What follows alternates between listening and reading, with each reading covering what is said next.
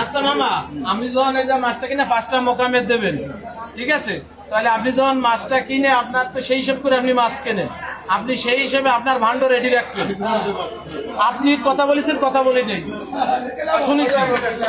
এবার আমি বলবো, আপনি শুনবেন, সবাই শুনবে। যদি ভুল হয়, ভুল ত্রুটি হতে পারে। আমি 5 জায়গা 10 জায়গা আমি 10টা মোকামে মাছ দেবো।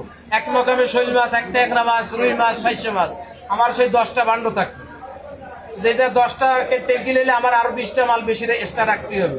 সেই মোকামে সেই মাছ ভান্ডতে আপনি রেলে রাখবেন। আপনার লোকও আছে সাজাবার, ডাইকে রেয়ে ওইটা খালি করে দেন, ওইটা খালি করে, তাহলে কোনো সমস্যা হবে না।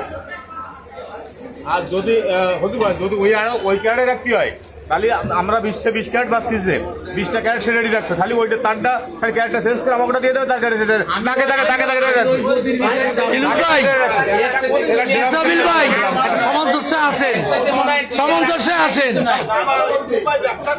সামঞ্জস্যে আসেন একটা, বুঝছেন?